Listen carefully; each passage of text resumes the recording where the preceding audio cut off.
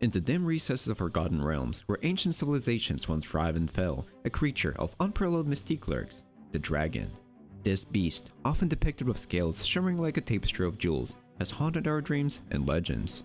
It stands as a symbol of overwhelming power, a harbinger of doom to those who dare to cross its path, and a steadfast guardian of treasures that mortal eyes can scarcely imagine. From the icy fjords of Scandinavia to the vast deserts of Persia, tales of these majestic and terrifying creatures echo throughout history. But have you ever paused to wonder what mysterious threads binds these tales from such distant lands and varied cultures? Remember our deep dive into the world of sea serpents, those slippery, elusive monsters of the deep that had sailors quaking in their boots?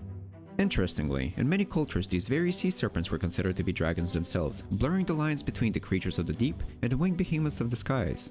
The vast oceans and the expansive skies, two realms so different yet bound by tales of dragons that dominate their expanse.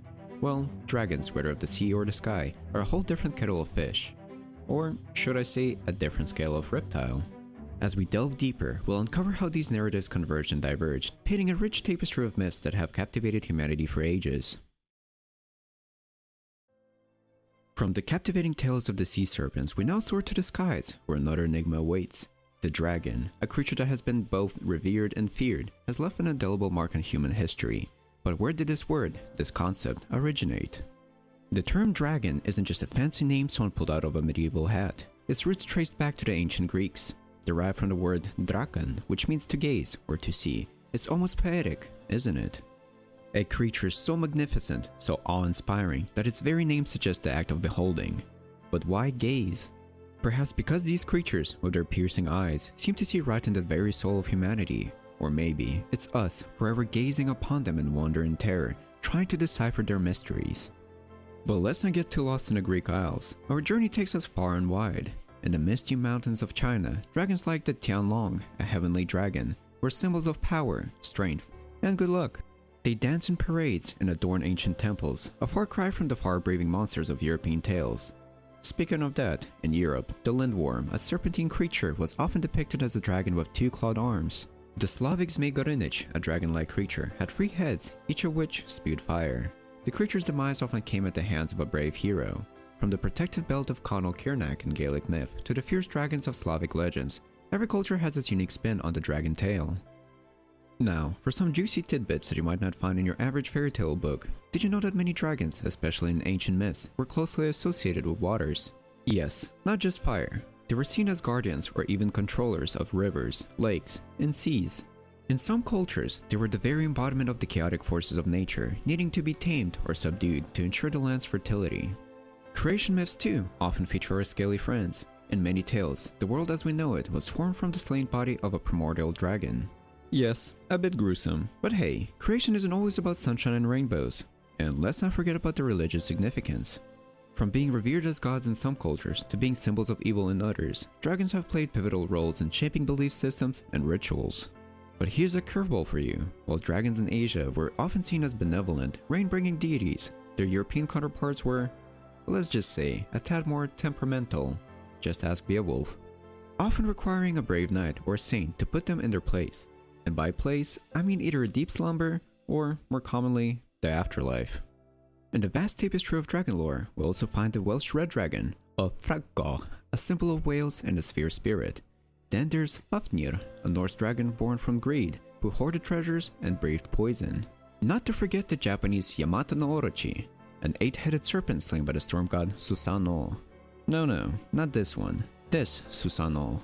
Anyway, each dragon, with its unique tale, adds a vibrant thread to the intricate fabric of global folklore.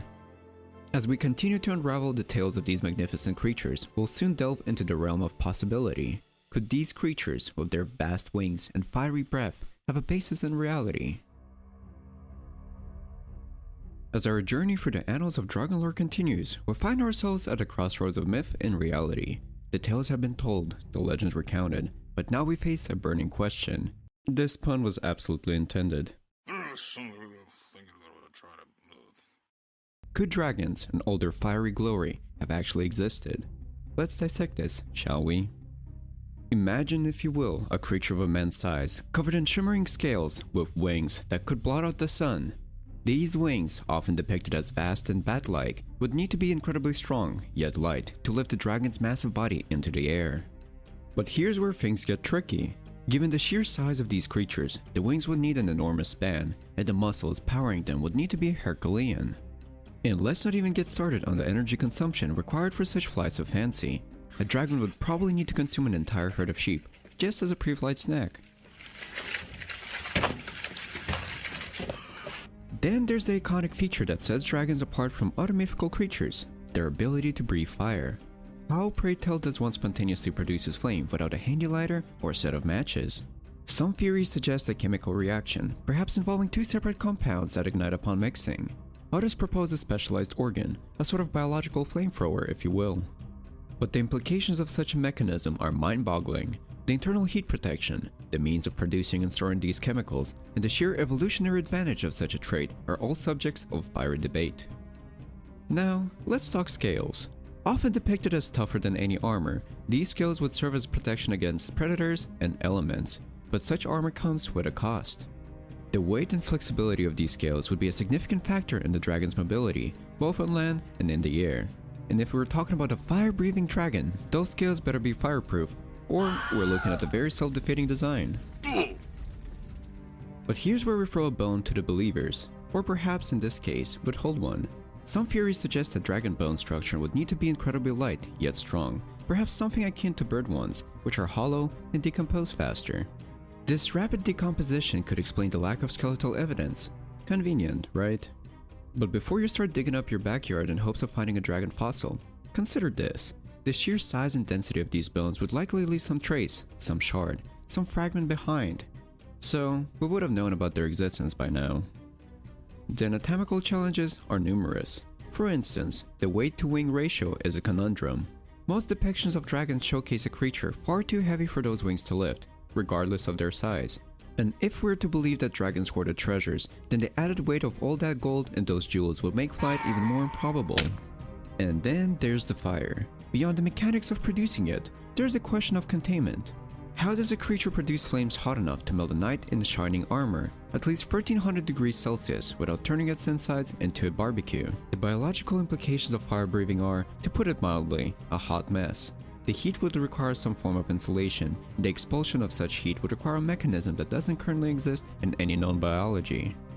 But as we grapple with the intricacies of dragon anatomy and the challenges it presents, we must also consider the broader picture. Why is it that so many cultures, separated by vast distances in time, share tales of these magnificent creatures?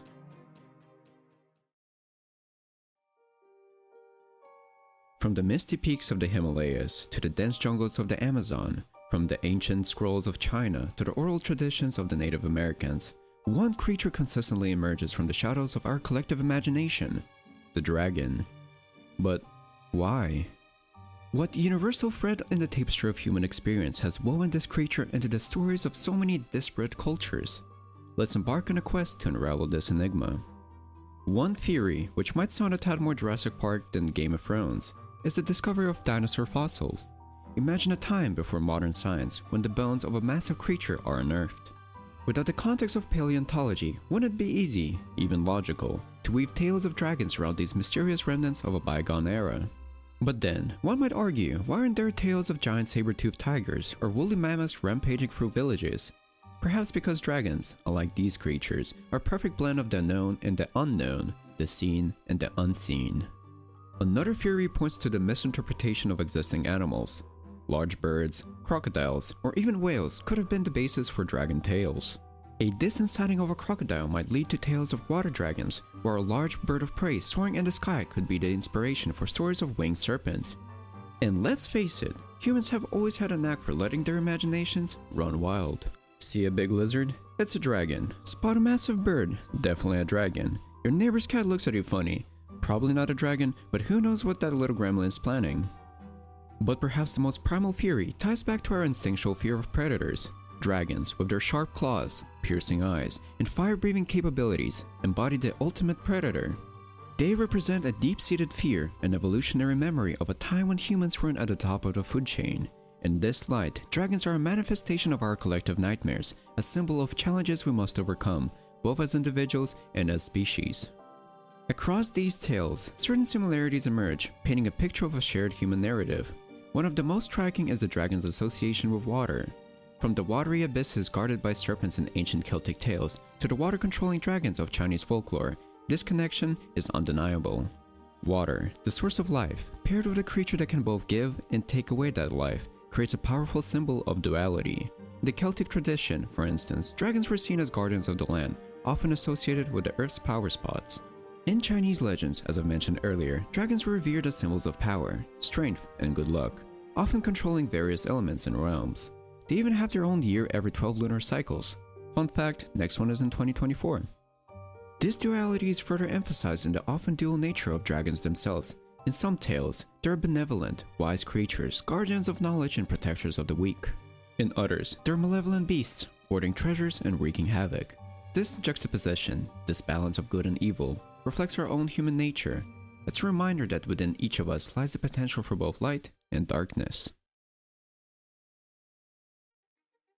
In the vast tapestry of human history, stories and myths have always held a unique power. They've shaped our beliefs, our cultures, and even our very identities. Dragons, these majestic and sometimes terrifying creatures, have been a constant thread in this narrative, spanning continents and millennia. But what do they truly represent? Are they the embodiment of our deepest fears, a symbol of our loftiest aspirations, or perhaps they stand as sentinels guarding the mysteries we've yet to decipher?